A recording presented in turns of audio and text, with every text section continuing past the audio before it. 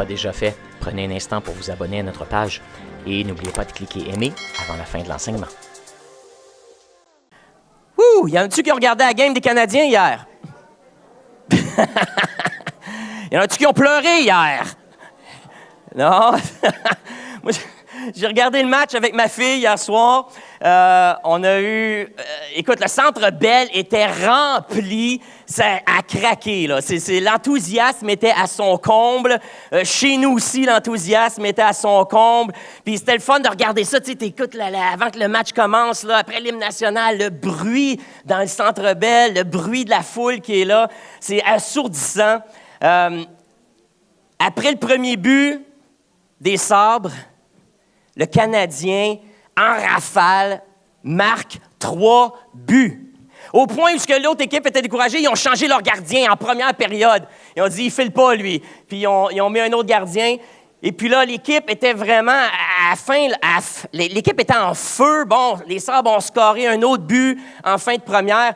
Mais tous les commentateurs, puis tout le monde qui regardait, incluant moi, j'étais comme, hey, c'est dans la poche à soir. Ça va bien aller. On est sûr de gagner. Puis là, on s'en va en prochaine ronde de série. Eh bien que l'équipe avait le vent dans les voiles, je ne sais pas qu'est-ce qui s'est passé entre la première et la deuxième période, mais le vent a tourné. Le vent a tourné, c'est peu dire.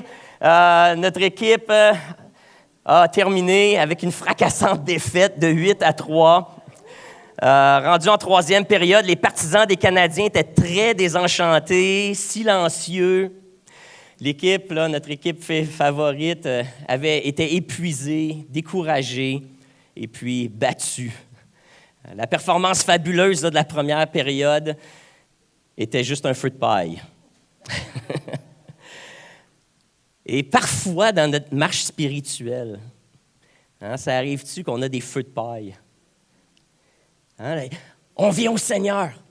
On découvre la foi pour la première fois. On découvre Dieu. Puis on ne savait même pas qu'il existait ou on se pensait qu'il ne se préoccupait pas de nous. Puis soudainement, on découvre un Dieu qui s'intéresse à nous, un Dieu qui veut agir dans nos vies. Il nous ouvre les yeux, notre intelligence, pour qu'on comprenne des choses spirituelles qu'on n'avait jamais compris avant.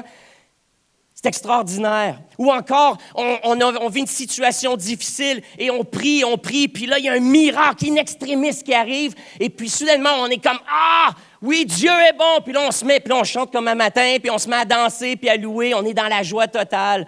Ou encore, on a des moments, des fois, d'épiphanie, on est dans la poursuite de Dieu, on est dans la présence de Dieu, et puis on a des révélations, on a des visions, on a des moments à l'hôtel ici où on se met à pleurer, le Saint-Esprit nous touche, on est baptisé du Saint-Esprit, et puis là, on vit l'extase. Mais il arrive parfois que la routine s'installe, que les épreuves nous ralentissent, ou encore les questions sans réponse s'accumulent, les conflits dans l'Église nous déçoivent. Puis ces obstacles font que notre enthousiasme est atténué. On est confronté à nos limites, et puis on se rend à l'évidence que notre enthousiasme et notre bonne volonté sont insuffisants pour maintenir une foi vibrante. Alors, comment s'assurer que notre vie, notre foi est plus qu'un feu de paille? Bien, la bonne nouvelle, c'est que tu n'as pas à compter sur tes propres capacités pour faire face à la vie et pour te motiver dans ta foi. Mais le don du Saint-Esprit, c'est le moteur du royaume de Dieu et de ta foi. Le don du Saint-Esprit, c'est le moteur du royaume de Dieu et de ta foi. Je vous invite à ouvrir dans le livre des Actes, au premier chapitre. Le livre des Actes des Apôtres. Certains l'appellent le livre des Actes du Saint-Esprit. Alors, Luc, l'évangéliste qui a écrit l'Évangile de Luc, continue le volume 2 de ses chroniques de l'Église, de Jésus et de l'Église. Et maintenant, s'apprête à parler du mouvement de l'Église et comment il a touché le monde. Mais il commence en parlant que Jésus, après sa résurrection, est apparu plusieurs fois à ses disciples et à beaucoup d'autres aussi. Et puis, il leur a enseigné à propos du royaume de Dieu. Et on va commencer au verset 2. Après que Jésus eut souffert, il leur apparut vivant. Il leur en donna plusieurs preuves, se montrant à eux pendant 40 jours et parlant des choses qui concernent le royaume de Dieu. Comme il se trouvait avec eux, il leur recommanda de ne pas s'éloigner de Jérusalem, mais d'attendre ce que le Père avait promis et ce que je vous ai annoncé, leur dit-il. Car Jean a baptisé d'eau, mais vous, dans peu de jours, vous serez baptisés du Saint-Esprit. Alors Jésus parle du royaume et maintenant, il est en train d'annoncer une nouvelle phase. Il est en train d'annoncer qu'il y a quelque chose qui s'en vient pour lequel ils doivent attendre. Quelque chose qui avait été promis par Dieu le Père, faisant référence à l'Ancien Testament, et quelque chose qu'ils devaient attendre, le baptême du Saint-Esprit. Ce qui m'a interpellé, c'est un peu la réaction des apôtres dans cette histoire-là, à ce moment-là. Alors que Jésus leur parle du baptême du Saint-Esprit, voici la réaction des apôtres au verset 6. Alors les apôtres réunis lui demandèrent, « Seigneur, est-ce en ce temps que tu rétabliras le royaume d'Israël? » Une étrange réponse, je trouve, à la déclaration de Jésus que dans peu de temps, vous allez être baptisés du Saint-Esprit. Et leur réaction première, c'était qu'il y avait de l'enthousiasme. « Seigneur, est-ce que tu es en train de nous dire que tu vas rétablir le royaume d'Israël, que tu vas émanciper notre peuple qui est sous l'oppression, la domination romaine? Est-ce qu'enfin, on va retrouver notre autonomie politique? Est-ce qu'enfin, tu vas régner? Puis comme le roi, comme dans l'Ancien Testament, tu vas devenir notre roi et que là, on va connaître une période de paix, de prospérité et qu'à travers nous, le monde entier va être béni? » Et puis là, Jésus répond, « Les gars, ce n'est pas à vous de connaître les temps et les moments que le Père a fixés par sa propre autorité. Mais vous recevrez une puissance, le Saint-Esprit survenant sur vous, et vous serez mes témoins à Jérusalem, dans toute la Judée, dans la Samarie et jusqu'aux extrémités de la terre. » Et après avoir dit cela, il fut enlevé pendant qu'ils le regardaient, et une nuée le déroba à leurs yeux. Et comme ils avaient les regards fixés vers le ciel pendant qu'ils s'en allaient, voici 2 hommes vêtus de blanc leur apparurent. Et ils leur dirent, « Hommes galiléens, pourquoi vous arrêtez-vous à regarder au ciel? Ce Jésus qui a été enlevé au ciel du milieu de vous reviendra de la même manière que vous l'avez vu allant au ciel. » Et là, c'est l'introduction du livre des Actes.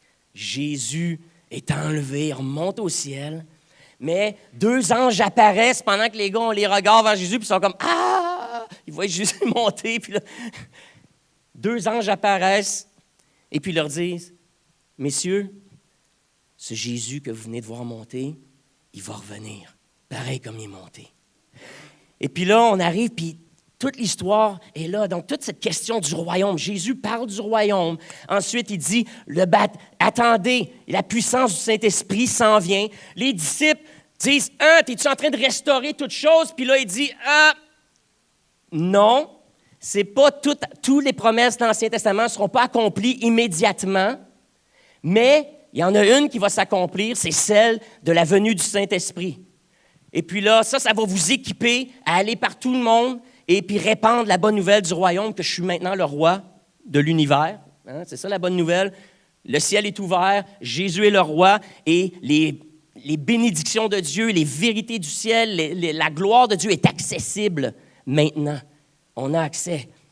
Et voilà, une fois que Jésus est en train de monter au ciel, donc Luc nous dit, c'est là que l'intronisation de Jésus comme roi de l'univers, il est élevé, il prend sa place à côté de Dieu le Père dans le ciel. Et qu'est-ce qui se passe? Maintenant, les anges viennent répondre à la question des disciples qui ont dit, c'est-tu maintenant que tu vas rétablir le royaume? Jésus a dit non. Mais les anges répondent à la question. Jésus est au ciel, votre mission maintenant, remplie du Saint-Esprit, allez répandre l'Évangile. Et puis quand est-ce que toutes choses vont être rétablies? Quand est-ce que toutes les promesses de l'Ancien Testament et que la paix vont se réaliser, que la paix va revenir sur terre et que Dieu lui-même va régner? C'est quand Jésus va revenir. C'est ça le moment. Vous ne connaissez pas l'heure, vous ne connaissez pas le moment, mais quand vous allez le voir revenir comme il vient de monter, vous allez savoir que le moment est arrivé et que Dieu prend contrôle de la planète à 100% et que toute chose maintenant, la paix va venir sur la terre, le bonheur va être accessible à tous et que l'Église va régner avec lui, son peuple va régner avec lui sur la planète. Wow! Avez-vous hâte que Jésus revienne? Y en a-tu qui ont besoin que Jésus revienne là? Il y a des situations dans vos vies où vous dites, si seulement Jésus, tu pouvais revenir tout de suite. Hein? Il y en a, nous autres, on est malades. Ah, Seigneur, si tu pouvais revenir tout de suite, si tu pouvais me rendre toutes choses correctes, là, ça serait tellement mieux, tu sais. Seigneur, reviens-nous tout de suite, comme ça, je n'aurai pas à repayer toutes mes dettes. Fait que, on a toutes sortes de raisons, de motivations pour vouloir que Jésus revienne tout de suite. Mais il y a un temps, et Dieu connaît le temps. Et nous, on vit en attendant. On est dans cette période-là d'attente, où le royaume de Dieu est ouvert, il est accessible, mais il n'est pas pleinement révélé encore. Mais je reviens à cette interrogation des apôtres. C'est intéressant que quand Jésus a parlé du royaume, puis ensuite il a parlé du don du Saint-Esprit, la première chose qui leur est venue en tête, c'est toutes les prophéties de l'Ancien Testament concernant le royaume de Dieu. Pourquoi? Parce que dans une dizaine de prophéties de l'Ancien Testament clés qui parlent de la restauration du peuple d'Israël, de l'émancipation du peuple d'Israël, que Dieu va rassembler son peuple qui est dispersé sur toute la terre et qui va lui redonner son autonomie et que ce peuple-là va devenir une lumière pour les nations. Toutes ces prophéties-là contiennent aussi une promesse par rapport au Saint-Esprit. Que ces choses-là vont se réaliser. Et pour qu'elles se réalisent, Dieu doit répandre son esprit sur la terre et sur son peuple, afin que cet esprit, c'est le travail de restauration, le travail de transformation va s'accomplir à travers la puissance de l'esprit en action dans la vie du peuple de Dieu. Et puis, j'aimerais qu'on regarde certaines de ces promesses-là, parce que souvent, on connaît bien la promesse que Pierre a récitée, celle de Joël, que dans les derniers jours, l'Éternel va répandre son esprit sur toute chair. Mais il y en a plusieurs autres qui ont un discours semblable. La première, par exemple, on la retrouve dans Ézéchiel, au chapitre 36, les versets 25 et 27. Et je la condense pour vous, mais ça nous dit « Je répandrai sur vous une eau pure. Je vous donnerai un cœur nouveau. Je mettrai mon esprit en vous. » Les prophètes annonçaient qu'un jour, Dieu allait purifier son peuple, remplacer les cœurs de pierre ou les cœurs endurcis par des cœurs tendres, réceptifs à ce que Dieu veut dire et enseigne, et qu'il mettrait son esprit à l'intérieur des croyants. Vous savez, le problème de l'humanité, il n'est pas à l'extérieur. Votre plus gros problème, il n'est pas à l'extérieur de vous. Même si vous avez des problèmes avec votre boss, même si vous avez des problèmes avec vos professeurs, même si vous avez des problèmes avec votre conjoint, le problème majeur de l'être humain est à l'intérieur de lui. Et seul l'esprit peut produire une véritable transformation intérieure. C'est Jésus qui l'a dit, car c'est du cœur que viennent les mauvaises pensées, les meurtres, l'adultère, l'impudicité, les vols, les faux témoignages, les calomnies. T'as beau essayer de chasser tous les démons de ces choses-là, mais si fondamentalement ton cœur est obsédé par le péché ou pris par le péché, t'as beau faire de la délivrance, il n'y a rien qui va se passer. Parce qu'avant tout, c'est un problème de cœur. C'est nos désirs qui sont problématiques, c'est nos aspirations, nos passions, et c'est contre ça qu'on se bat. Mais la promesse donnée par Dieu à Ézéchiel pour nous, comme pour le peuple hébreu, c'est que Dieu donne son esprit, et quel va être l'impact de l'Esprit de Dieu dans la vie de ceux qui le reçoivent? c'est la transformation du cœur. Le Saint-Esprit change nos cœurs, nos désirs, nos croyances, nos envies. Le Saint-Esprit brise nos dépendances. Le Saint-Esprit restaure les émotions blessées. Le Saint-Esprit renouvelle nos pensées. Le Saint-Esprit produit la sainteté. Il redonne l'amour de Dieu. On a beau essayer de nos propres forces, mais sans la puissance du Saint-Esprit, on va simplement être dans un cercle vicieux, on va avoir des hauts, des bas, tout ça. Mais c'est vraiment quand on apprend à vivre par la puissance du Saint-Esprit que les transformations durables prennent place. L'Esprit est là pour transformer nos cœurs.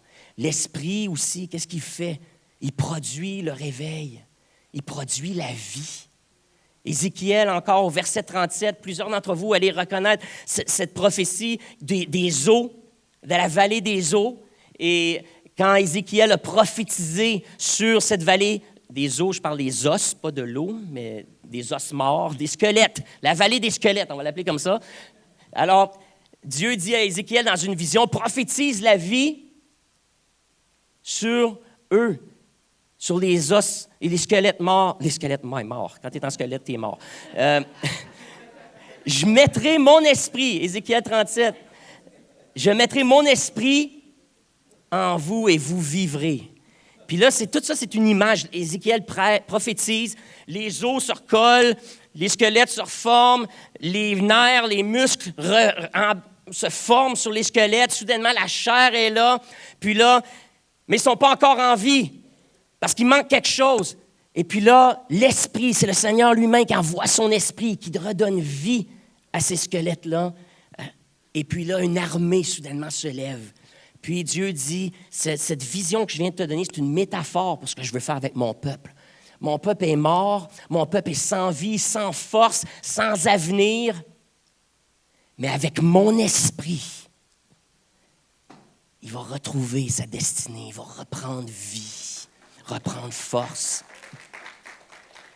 Et puis cette métaphore-là, si aujourd'hui tu te sens que ta vie mène à rien, si tu te sens que tu es sans force, que tout ce que tu essaies de faire, ça ne donne rien, c'est des impasses, c'est des problèmes par-dessus problèmes, si tu te sens pris, l'Esprit de Dieu est là pour toi, pour souffler sur toi, pour amener la vie, pour amener le réveil, pour stimuler ta foi, ranimer la passion en toi, te redonner un sens de destinée, te réveiller ton zèle et pour créer une fin nouvelle pour Dieu.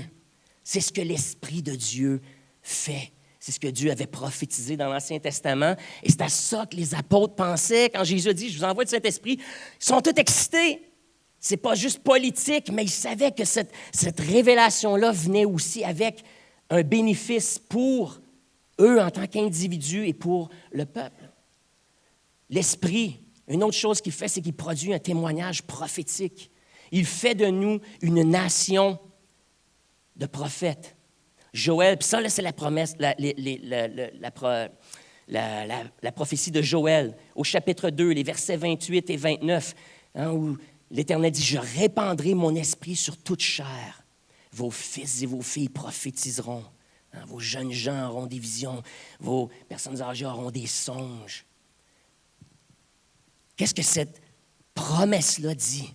Au moment, puis c'est toujours dans un contexte de restauration du peuple d'Israël, du rapatriement du peuple d'Israël de retour en sa terre natale. C'est le peuple d'Israël qui redevient, qui retrouve ses racines, qui retrouve sa connexion avec Dieu et qui devient une lumière pour les nations. C'est toujours dans un contexte de restauration du peuple que Dieu dit, ces promesses-là vont se réaliser seulement par l'aide du Saint-Esprit. Et donc ici, c'est quoi? Comment est-ce que Dieu va s'y prendre? C'est qu'il va faire que son peuple, tout son peuple, devient un peuple de prophètes. Que ce n'est pas juste réservé à une élite. Ce n'est pas juste réservé à un prophète qui prêchait, parce que c'était comme ça dans l'Ancien Testament. Le prophète était rempli du Saint-Esprit, puis il déclarait la parole de Dieu, puis là, la prêchait, l'expliquait aux gens, et puis les gens devaient répondre à ça. Mais dans les derniers temps, cette période en attendant, où on est, vous et moi, depuis l'ascension de Jésus, en attendant son retour sur terre, en attendant, dans les derniers temps, je répandrai mon esprit sur toute chair. Et puis, la manifestation de cet esprit-là, c'est les dons prophétiques qui, entre autres, aussi stimulent l'audace, mais la sagesse, les paroles inspirées, les songes, les visions, les révélations qui viennent de Dieu directement et le courage de témoigner. Une puissance, et vous serez mes témoins, hein, c'est ce que Jésus dit, Acte 1:8. Cette puissance-là va venir sur vous et vous serez mes témoins jusqu'au bout de la terre. Wow! Donc, une puissance qui change les cœurs, qui change nos désirs les plus profonds. Une puissance aussi qui nous redonne la vie, qui nous réveille. Une puissance qui nous équipe pour le ministère et qui fait de nous même des prophètes. Cet esprit-là, qu'est-ce qu'il fait aussi? Maintenant, on se tourne vers une promesse de Zacharie, ou une prophétie de Zacharie au chapitre 12, verset 10. « Je répandrai sur la maison de David un esprit de grâce et de supplication. » Donc, alors que Dieu va restaurer la lignée de David et va rétablir un roi, et puis ce roi-là, on sait, c'est Jésus. Qu'est-ce qui va se passer une fois que Jésus est rétabli roi? C'est que Dieu aussi répand sur la maison du roi, c'est-à-dire nous, ses enfants, les serviteurs de Jésus, un esprit de grâce et de supplication. Lorsque l'Esprit agit, les cœurs s'attendrissent. Et puis, qu'est-ce qui se passe? C'est que soudainement, on devient sensible au bien et au mal. On reconnaît ce qui est péché. On est capable de se repentir, d'admettre nos torts, de s'humilier devant Dieu, de demander pardon. Le péché est reconnu, et puis la faim de Dieu, le désir d'être en communion avec Dieu est ranimé. Nos consciences se réveillent. Et puis le mal qu'on tolérait, soudainement, on n'est plus capable de tolérer. Et on commence à faire des choix dans nos vies, des choix éthiques, des choix moraux. On commence à délaisser certaines amitiés qui nous amènent, qui tentent toujours de nous amener vers le mal. On commence à se tenir avec des gens qui ont un cœur qui ressemble plus au cœur de Dieu. On commence à trier les émissions qu'on écoute.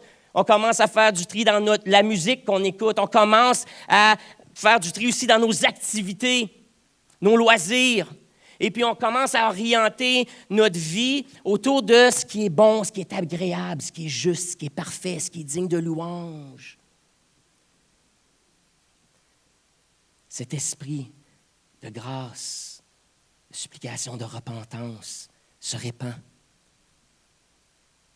Et on est à l'écoute de ce que Dieu nous demande et on change, on s'adapte et on s'aligne, on se conforme à sa volonté, ses désirs.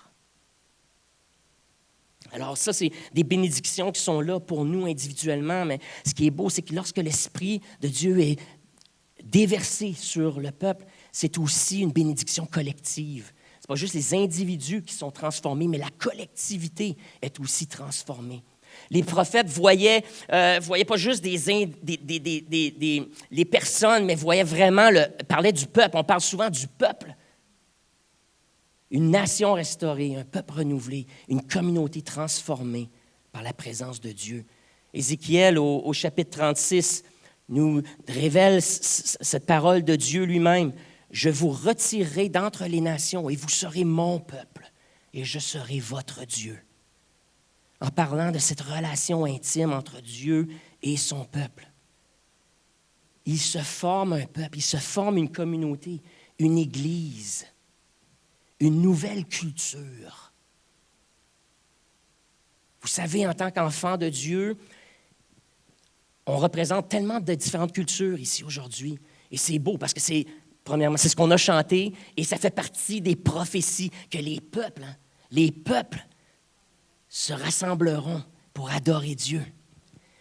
Mais le peuple, bien qu'on ait une culture terrestre, le but, c'est que nos vies de plus en plus se transforment et se conforment à une nouvelle culture, celle du royaume de Dieu.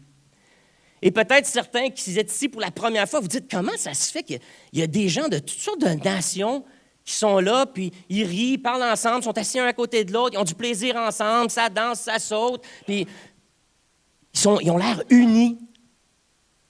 C'est parce que On ne laisse pas nos cultures terrestres nous séparer.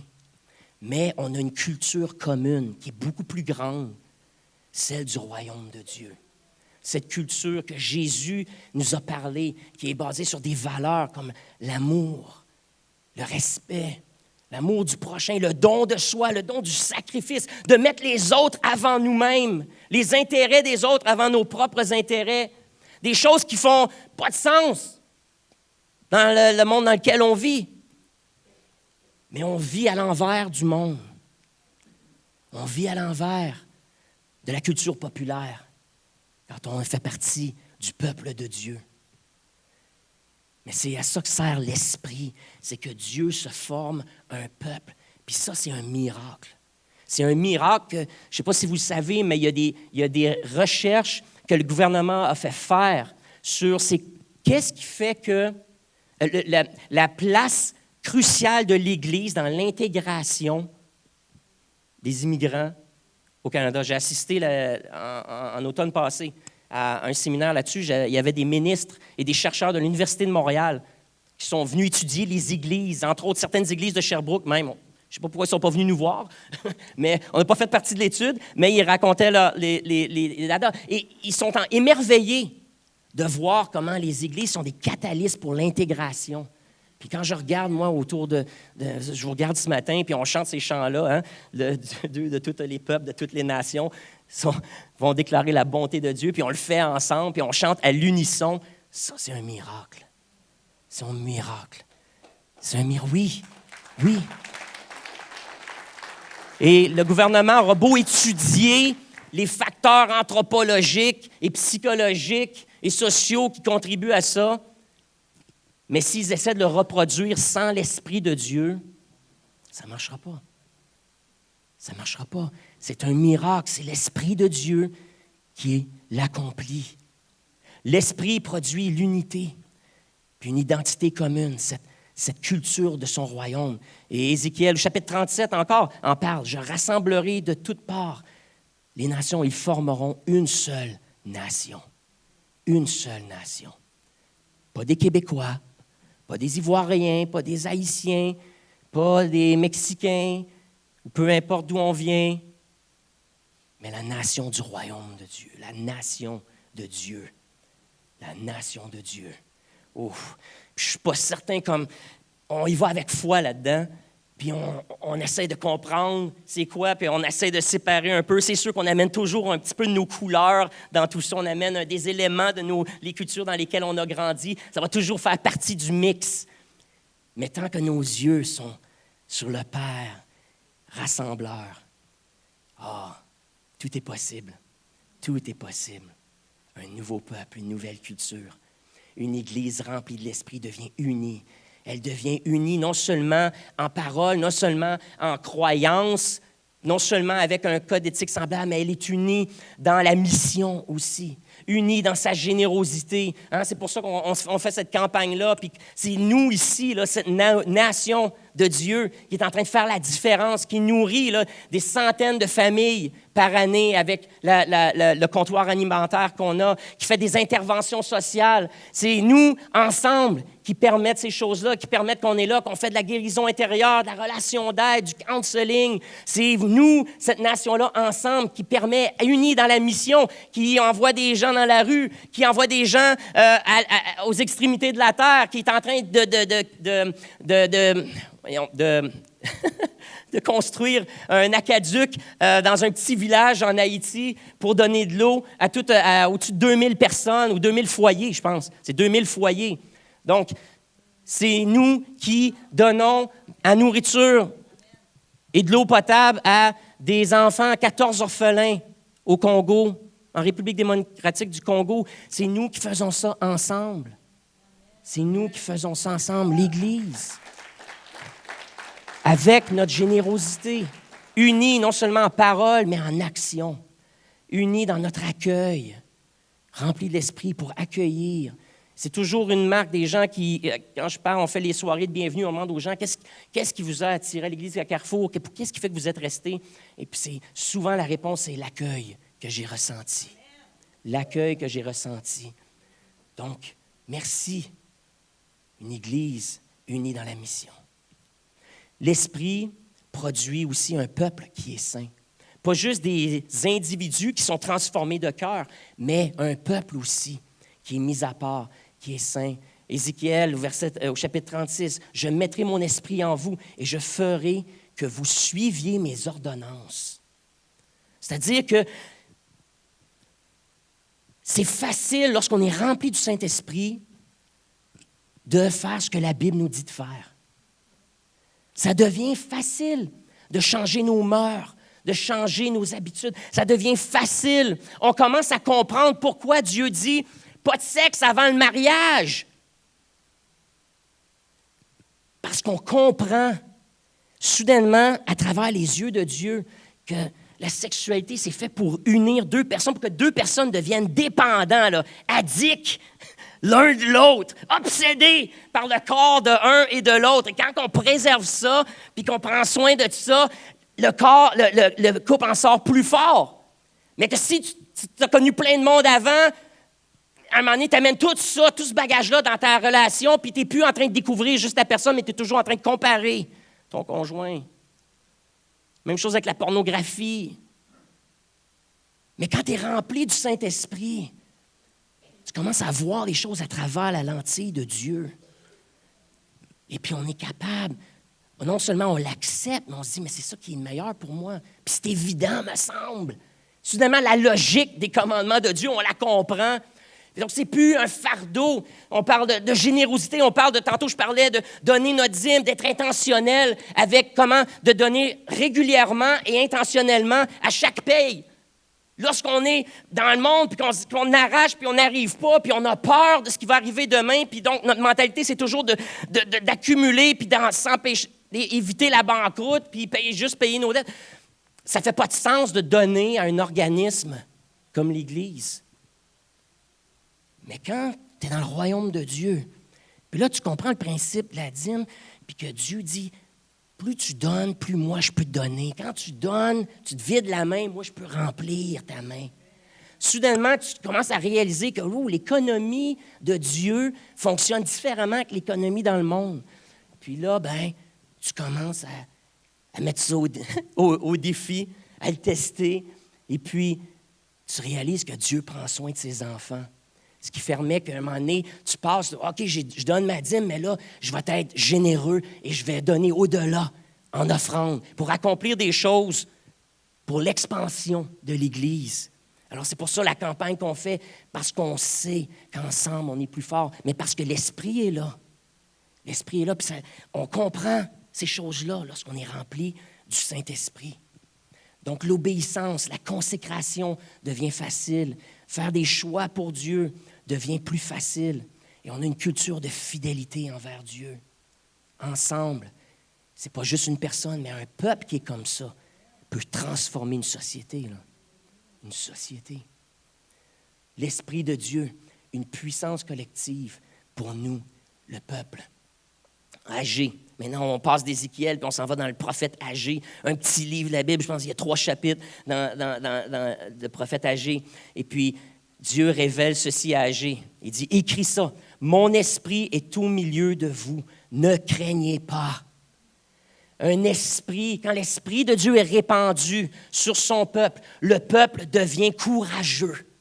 Le peuple est capable de faire face à l'adversité. Le peuple est capable de se lever avec audace et se tenir pour accomplir de grandes choses pour Dieu, pour faire avancer son royaume. L'Église avance par la persévérance et la présence active du Saint-Esprit au milieu d'elle.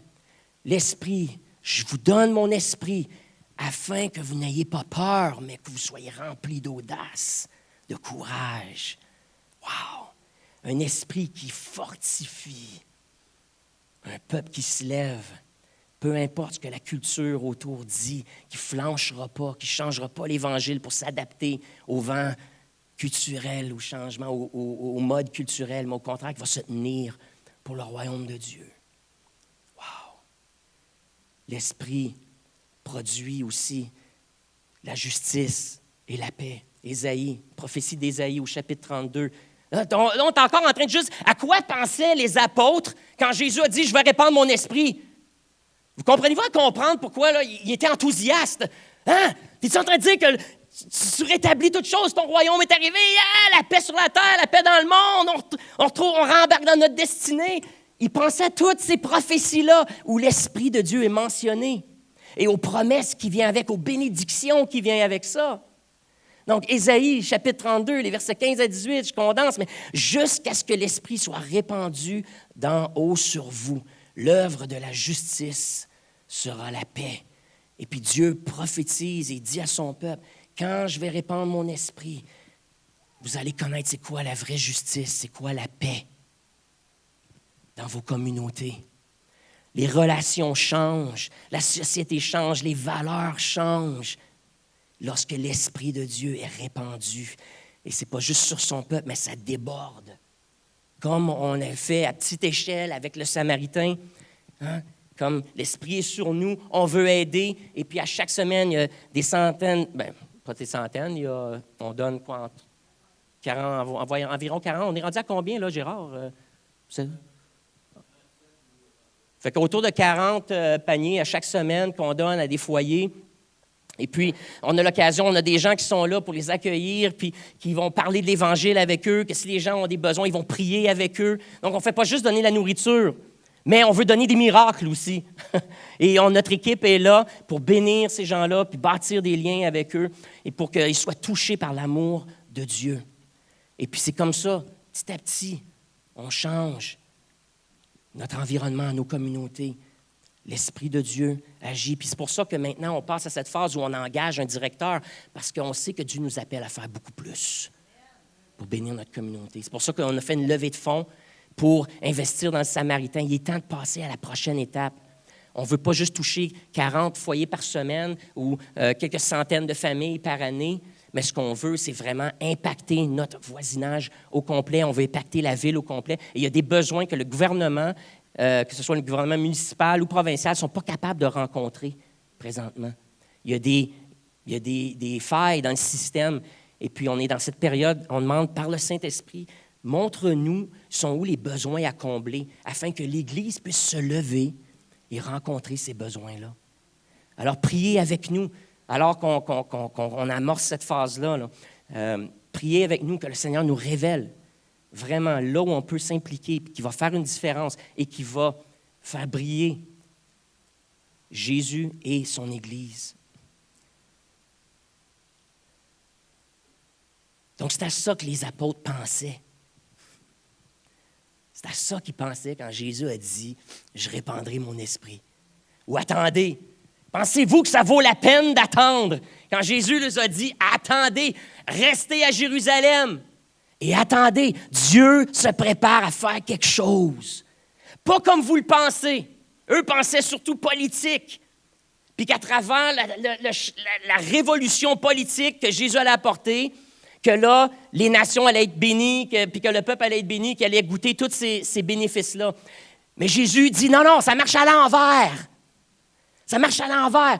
L'esprit avant, qui transforme fondamentalement son peuple, qui rallie, et avec son peuple qui est envoyé par le Saint-Esprit pour préparer le monde au retour de Jésus, tel qu'annoncé par les 2 anges suite à l'ascension de Jésus, à son intronisation comme roi du monde.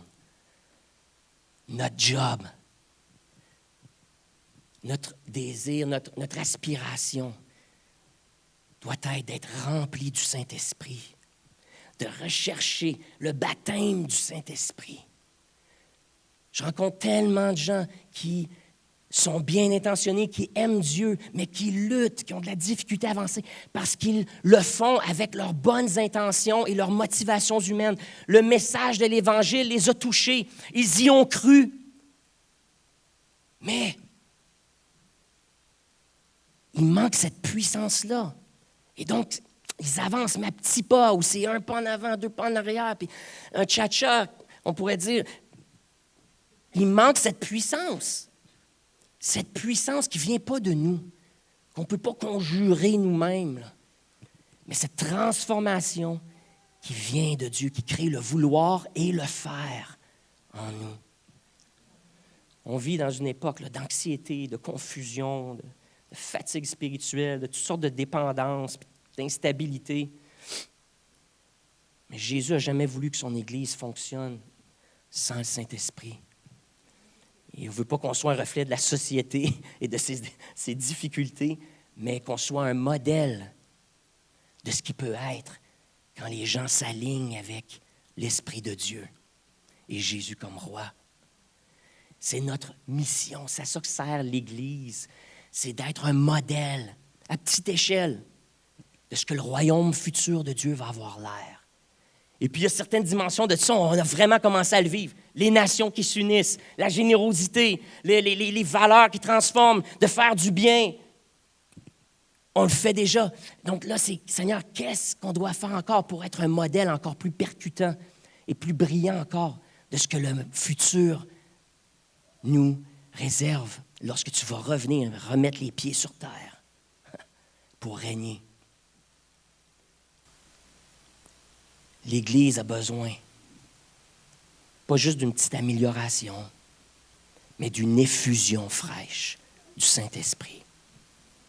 Nous avons besoin, frères et sœurs, d'un feu nouveau. Nous avons besoin d'une passion renouvelée. On a besoin d'une consécration nouvelle, d'une audace nouvelle, d'une visitation fraîche là, de Dieu parmi nous. Jésus baptise encore du Saint-Esprit aujourd'hui. Dieu répand encore son esprit sur son peuple.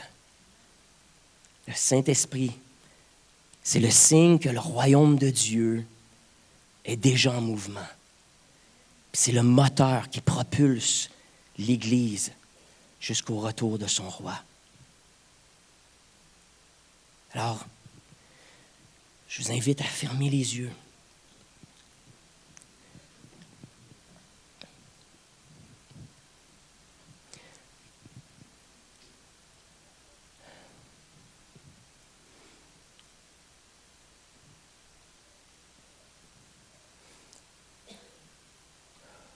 Si tu t'es reconnu dans ces exemples de ce qui était dit ce matin, puis tu te dis, ouais, il y a des dimensions de ma vie là, dans lesquelles je fonctionne par mes propres forces. Il me semble qu'il n'y a pas de puissance. Il me semble que c'est difficile. Il me semble que je ne vis pas ce que la Bible dit que je devrais vivre. Il me semble que je ne vis pas les promesses que le pasteur vient de présenter, là, que les prophètes ont déclarées. Le cœur de Dieu, la volonté de Dieu, là, telle qu'elle a été présentée, c'est pas ça que je vis. Mais peut-être que tu as besoin d'une touche fraîche du Saint-Esprit. Un nouveau déversement. Alors dis-lui. Dis-le à ton roi. Jésus, mon sauveur, mon roi. Répands ton esprit sur moi à nouveau. Répands sur moi ton esprit.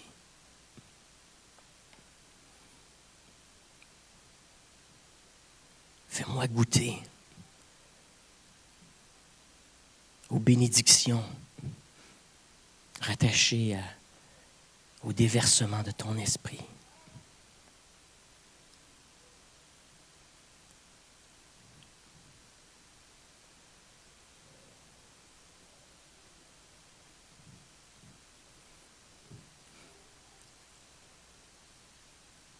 Et cette attitude de recherche, cette attitude, ce désir,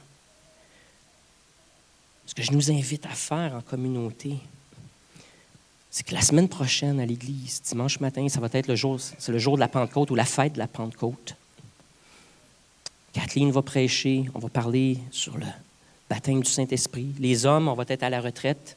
Ceux qui vont être là avec nous, on va parler le dimanche matin, justement, du Saint-Esprit. Et on s'attend à ce que Dieu déverse son esprit de façon fraîche. Plusieurs d'entre nous, on l'a déjà reçu, on a déjà l'Esprit de Dieu en nous. Mais ce qu'on a besoin, c'est une touche fraîche ou un nouveau déversement, un renouvellement de cette expérience intime avec lui, cette expérience de puissance, de transformation. Alors, cette semaine, on est invité à faire ce que Jésus a demandé aux disciples. Attendez. Attendez parce que Dieu s'apprête à faire quelque chose de merveilleux. Et leur réaction, c'est qu'ils sont retournés à Jérusalem. Ils ont trouvé un lieu de prière, ils se sont rassemblés. Et pendant les 10 jours qui ont suivi la déclaration de Jésus, ils ont cherché la face de Dieu, ils ont prié. Ils ont cultivé l'intimité avec Dieu et les uns avec les autres. Et ils étaient prêts lorsque l'Esprit de Dieu est arrivé comme un vent impétueux avec des flammes de feu dans le local où ils étaient. Et que là, ils ont été remplis et ils se sont mis à prophétiser, à parler des merveilles de Dieu dans des langues qu'ils ne connaissaient même pas. Et qu'une audace pour l'évangélisation les a animés. Et qu'ils se sont mis à prêcher et que ce jour-là, 3000 personnes à Jérusalem se sont converties. Wow! Quand l'Esprit de Dieu bouge, qu'il est déversé, il transforme nos communautés. Alors, Seigneur, aujourd'hui, on s'engage à rechercher une touche fraîche de ton esprit. Remplis-nous encore. Et cette semaine, prépare nos cœurs pour ce que tu veux faire dimanche prochain, ce que tu en réserves pour nous, la manifestation de tes promesses. Et Seigneur, on ne veut pas juste du parler en langue. On ne veut pas juste des dons prophétiques. Mais Seigneur, le cri de notre cœur, c'est qu'on puisse avoir tout ce que tu as promis. Qu'en tant qu'Église, on puisse goûter à tout ce que tu as promis qui vient avec ton Saint-Esprit. Pardonne-nous de l'avoir réduit à du parler en langue. Pardonne-nous de l'avoir réduit à des dons surnaturels, à des miracles, à des prodiges, bien que ça fasse partie des promesses. Seigneur, il y a tellement plus. Il y a tellement plus. Et ce qu'on veut, c'est tout. Le package deal. On en a besoin pour nous. On en a besoin pour notre famille. On en a besoin pour notre Église. On en a besoin pour notre ville, notre nation. Et toutes les nations du monde. Alors entends le cri de notre cœur aujourd'hui. On s'engage à cultiver ta présence, à être intentionnel dans nos prières, alors qu'on se prépare pour ce que tu veux faire dimanche.